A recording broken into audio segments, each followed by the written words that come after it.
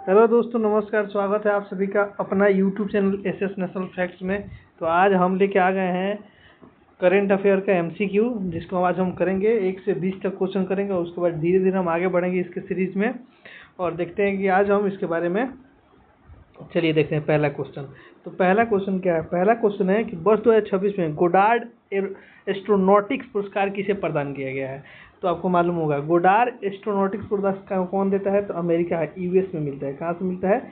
US का एक institute से। कौन? अमेरिका इंस्टीट्यूट ऑफ टेक्नोलॉजी के द्वारा दिया जाता है। ठीक है, तो मिला है चंद्रयान 3 के लिए मिला है। चंद्रयान 3 के लिए मिला है किसको? इसरो को मिला है। किसको मिला है मेरे भाई? इसरो को मिला है। ठीक है, तो याद कर लेंगे कि वर्ष 2026 में गोडार्ड एस्ट्रोनॉटिक्स पुरस्कार किसको मिला है? तो इसरो को मिला है। चंद्रयान 3 के लिए कौन दिया है?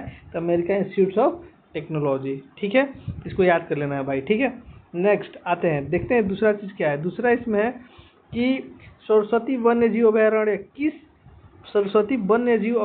किस राज्य की पहली नक्षत्र वाटिका विकसित की है? देखो, सरस्वती वन्यजीव अभयारण्य में किस राज्य की पहली नक्षत्र वाटिका विकसित की गई? नक्षत्र वाटिका का मतलब है जितने तारामंडल हो गए, तारामंडल उद्योग। ठीक है, ये किया गया हरियाणा में। क्या किया? कहाँ किया गया है? तो हरियाणा में किया गया है। ठीक है, हरियाणा में किया गया। हरियाणा किस क्षेत्र में किया गया? तो हरियाणा में किया गया। हरियाणा में एक जगह है कुरुक्षेत्र, जहाँ पे महाभारत की लड़ाई हुई थी, वहाँ पे किया गया है। और वहीं पे है कैथल। तो कुरुक्षेत्र और कैथल के जिला में फैला हुआ है कौन सा? सरस्वती वन्यजीव अभयारण्य। उसी पे मतलब उसी के अंतर्गत तारामंडल उद्यान का विकास किया जाएगा। ठीक है, नेक्स्ट है कि किस राज्य या केंद्र शासित प्रदेश ने हॉस्पिटलिटी सेक्टर को उद्योग का दर्जा दिया? तो लद्दाख ने दिया है। कौन दिया है? लद्दाख ने दिया है। ठीक है, हॉस्पिटलिटी को अब क्या कर दिया है? उद्योग का दर्जा दे दिया है लद्दाख। ठीक है, इसमें नेक्स्ट देखते हैं, अब आगे चलते हैं। आगे फोर्थ नंबर है कि ताइवानी लेखक यांग शुआंग का नाम है यांग शुआंग जी और अनुवादक लिंग किंग को किस पुस्तक के लिए प्रतिष्ठित इंटरनेशनल बुकर पुरस्कार 2026 से सम्मानित किया गया? बुकर पुरस्कार मिला है। तो द घोस्ट टाउन के लिए मिला है। किसके लिए मिला है? तो द घोस्ट टाउन के लिए इनको पुरस्कार दिया गया है। किनको? ताइवानी लेखक हैं यांग शुआंग जिंग और जो अनुवाद करने वाले हैं लिंग किंग। इन लोगों को मिला है बुकर पुरस्कार, अंतर्राष्ट्रीय बुकर पुरस्कार 2026। किस पुस्तक के लिए? द घोस्ट टाउन के लिए। किसके लिए मिला है भाई? तो द घोस्ट टाउन के लिए। ठीक है, चलिए, कौन सा देश आधिकारिक रूप से भारत के शुक्रयान मिशन में शामिल हो रहा है?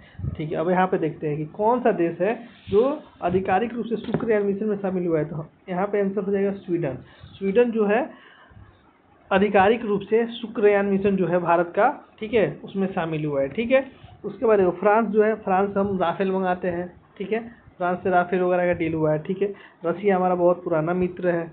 ठीक है, और जर्मनी के अभी मतलब वहाँ के मतलब राजदूत वगैरह आए थे और चांसलर भी आए थे, जो यहाँ पे इंडिया में प्राइम मिनिस्टर के साथ मीटिंग वगैरह हुआ, द्विपक्षीय वार्ता वगैरह हुआ। ठीक है, तो चलिए, तो कौन सा देश का आधिकारिक रूप से भारत के शुक्रयान मिशन में शामिल हुआ है? तो स्वीडन शामिल हुआ है। कौन शामिल हुआ है भाई?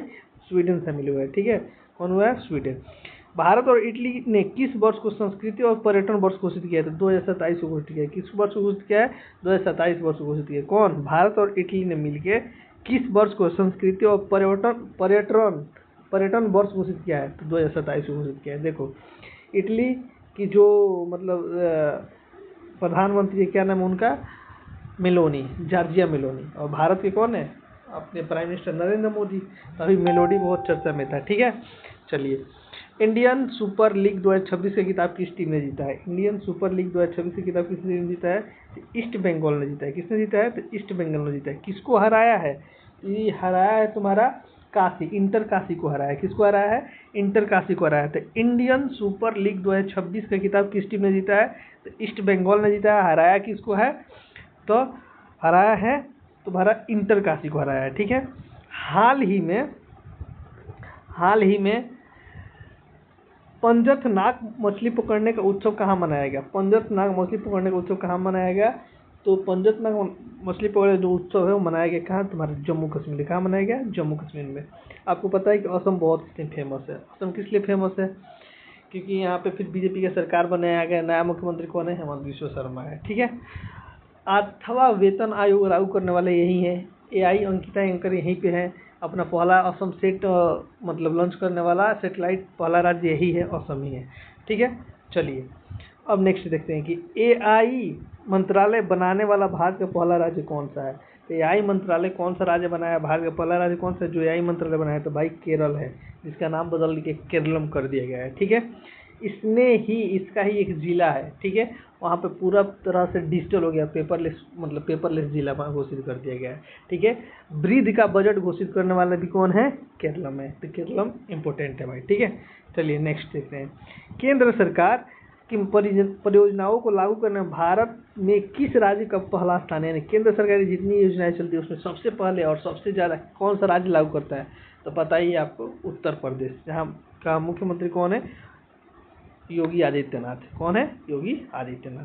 चलिए हम नेक्स्ट 11th नंबर पे चलते हैं। ठीक है, 11th नंबर पे चलते हैं। तो 11th नंबर पे क्या है, ठीक है, 11th नंबर देखते हैं यहाँ पे। भारतीय महिला रिकवर्स टीम ने संघाई तीरंदाजी वर्ल्ड कप 2026 में कौन सा पदक जीता है, तो संघाई में जीता है। संघाई में हो रहा था चीन में। भारतीय महिला रिकवर टीम ने संघाई तीरंदाजी में वर्ल्ड कप जो हो रहा था 2026 कहाँ हो रहा था, ये हो रहा था तुम्हारा चाइना में। तो भारतीय महिला जो टीम है क्या जीती है, स्वर्ण पदक जीती है। किसको हराई है, तो चीन को ही हरा दी है। किसको हरा दी है, तो चीन को ही हरा के क्या जीत गई है, स्वर्ण पदक जीत ली है। ठीक है, अब इसमें नेक्स्ट देखते हैं। हाल ही में कहाँ स्थित डुकोनो ज्वालामुखी में विस्फोट हुआ है।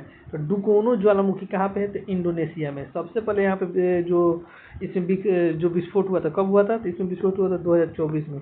कब हुआ था, 2024 में इसमें विस्फोट हुआ था। किसमें, डुकोनो ज्वालामुखी में। ठीक है, चलिए नेक्स्ट आगे देखते हैं। भारत की पहली एआई और डिजिटल संचालित बैंक शाखा कहाँ शुरू की गई है।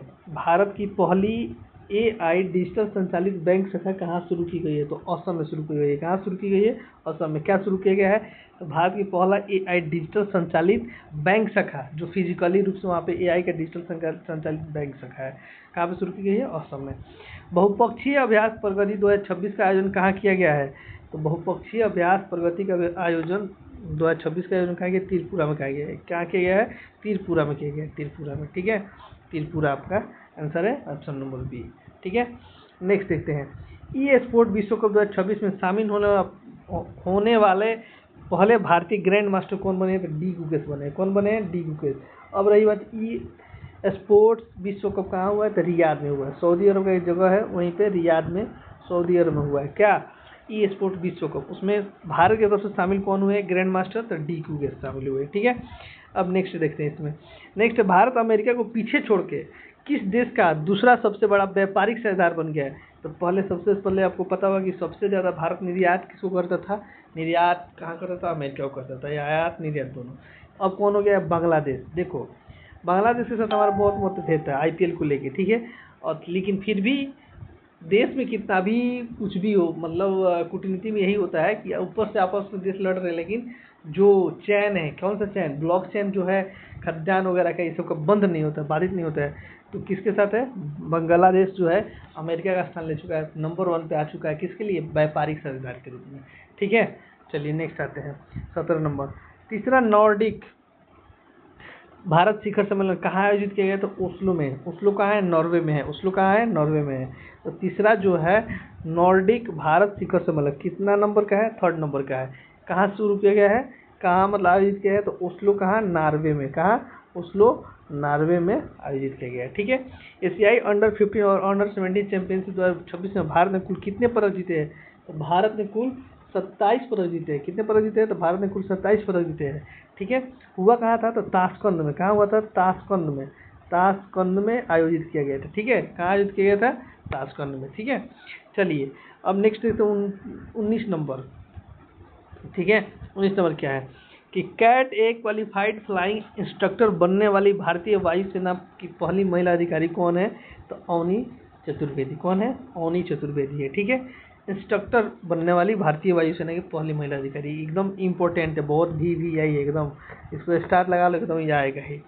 बौद्ध भिक्षुओं के समूह में शामिल होने वाला पहला रोबोट कौन बना है, बौद्ध भिक्षुओं के समूह में शामिल होने वाला पहला रोबोट। लो, अभी दुनिया कहाँ से चल रही है, पहले इंसानी बौद्ध भिक्षु बनते थे, अब रोबोट को भी बनाया जा रहा है। कहाँ पे, तो गैवी रोबोट। क्या नाम है उसका, गैवी रोबोट। कहाँ है, कहाँ शामिल किया गया, तो दक्षिण कोरिया में। कहाँ शामिल किया गया, दक्षिण कोरिया, वही नॉर्थ कोरिया का भाई है दक्षिण कोरिया, वहीं पे। ठीक है, वहीं पे शामिल किया है। ये रोबोट कहाँ का है? रोबोट है गावी नावा का, गावी नाम एक जगह वहाँ का रोबोट है, ठीक है। तो आपको वीडियो कैसा लगा? वीडियो अच्छा लगा तो भाई लाइक करें, सब्सक्राइब करें और मनोबल को बढ़ाए भाई, तभी तो और आगे हम वीडियो लाते रहेंगे। जय हिंद, नमस्कार।